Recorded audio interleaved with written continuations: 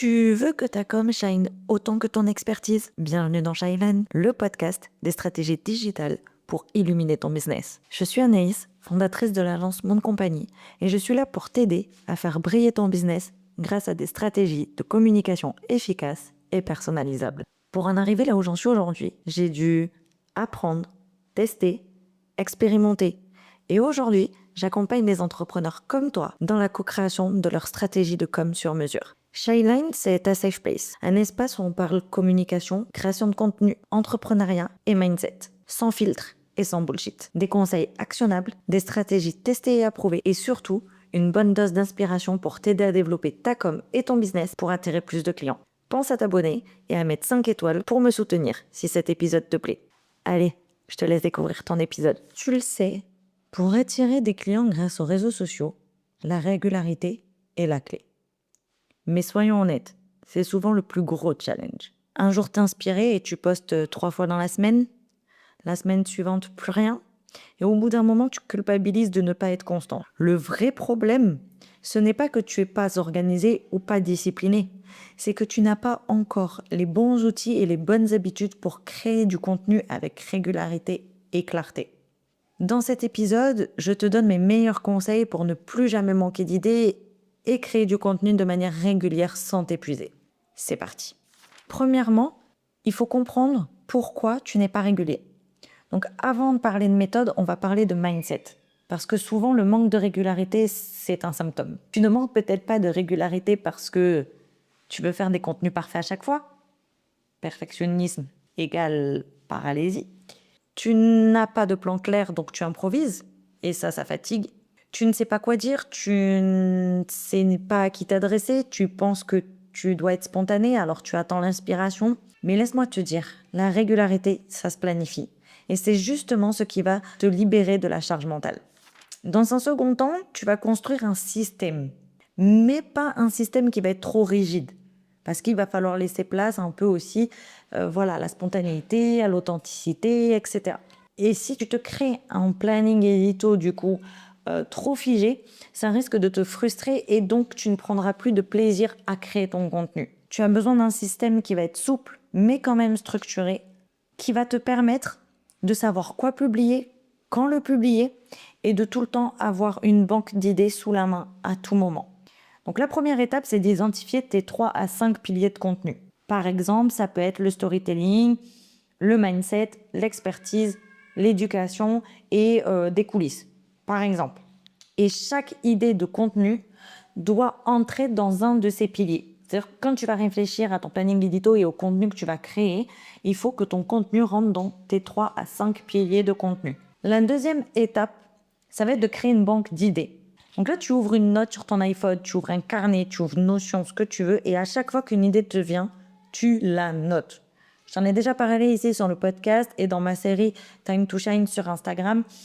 Mais vraiment, dès que tu as une idée, prends le réflexe de la noter. C'est comme ça que tu éviteras le manque d'inspiration, le manque d'idées. Donc, inspire-toi pour ça de tes échanges clients, des questions qu'on te pose, de ton quotidien pro aussi. Ça va te permettre de ne jamais manquer d'idées en fait, et tu vas voir d'ailleurs que quand tu vas prendre le réflexe de noter toutes ces idées en t'inspirant de ton quotidien pro, etc., tu verras que ton quotidien c'est une mine d'or et qu'en fait tu as des idées à l'appel. Troisième étape, tu vas batcher ton contenu et du coup tu vas planifier en batch.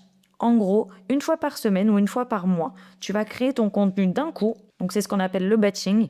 Du coup, tu n'auras plus besoin d'être créatif tous les jours.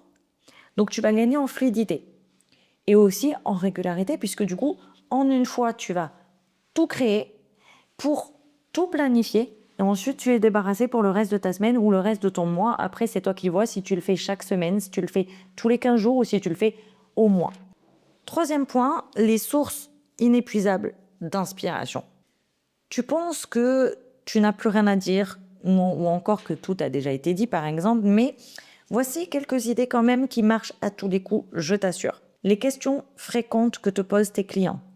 Ça, tu peux être sûr que tu as des questions qui vont revenir assez régulièrement de tes clients, de tes prospects. Utilise-les pour créer ton contenu. Les erreurs que tu vois tout le temps dans ton secteur. Par exemple, moi en tant que social media manager, en ayant une agence de com, quand je suis sur les réseaux de ma cible, par exemple, que je vais voir leur profil, etc., je repère des erreurs et qui sont souvent les mêmes. Ça me permet de pouvoir créer du contenu adapté et que ma cible se sente concernée, puisque c'est important, je parle à elle.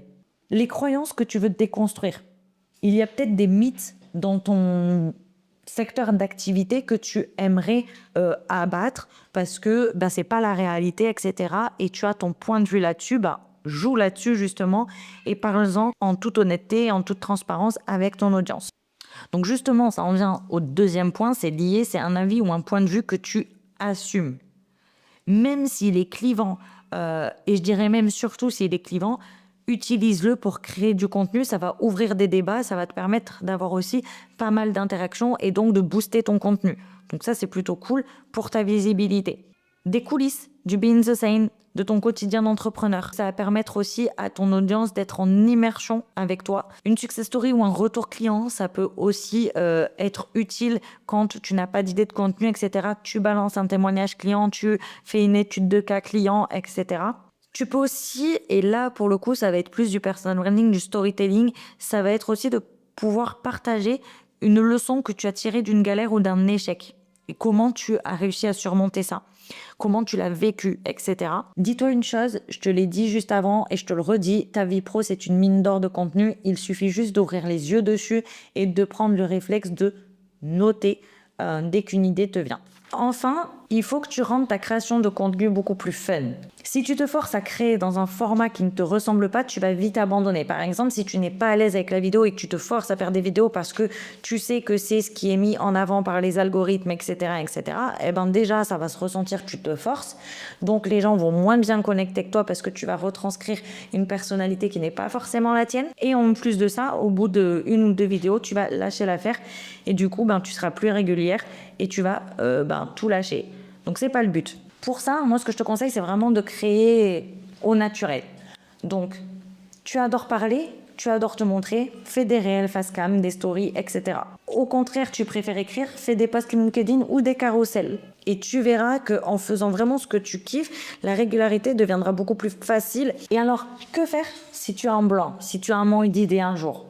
Tu fais simple, mon ami. Oui, pas besoin d'être brillant à chaque poste. Tu peux très bien faire un rappel, une astuce rapide, une infographie rapide, une pensée du jour, une question ouverte à ta communauté. Le but, ce n'est pas d'impressionner à chaque fois, mais c'est d'être présente. Donc, quand tu manques d'idées, quand tu as un blanc, quand tu sais pas quoi faire, fais simple. C'est tout. Pour conclure cet épisode, dis-toi une chose, c'est que tu peux être régulière même sans poster tous les jours. Le but n'est pas de poster 7 jours sur 7. Fixe-toi quantité de contenu raisonnable en fonction aussi de ton quotidien professionnel et personnel. Est-ce que tu es capable aujourd'hui dans ton quotidien de poster 4 fois par semaine ? Non, poste que 2 fois.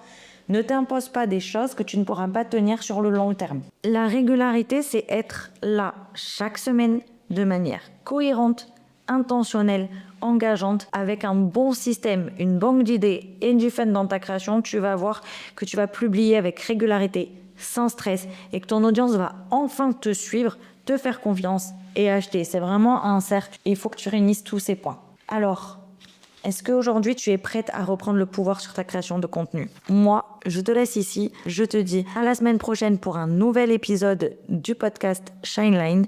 Et en attendant, time to shine. Merci d'avoir écouté Shineline. J'espère que cet épisode t'a apporté des clés pour faire briller la com de ton business. Si tu veux aller encore plus loin, viens me rejoindre sur mes différents réseaux sociaux. Mais avant, j'ai une petite question pour toi. Quelle est ta plus grande difficulté en ce moment concernant ta com, ton business ou encore ton mindset? Commente cet épisode ou envoie-moi un message sur mes différents réseaux sociaux pour me dire. Ça me permettra d'adapter les prochains épisodes. N'oublie pas de t'abonner pour ne rien louper des prochains épisodes et continuer à booster ton business. À très vite et en attendant, time to shine.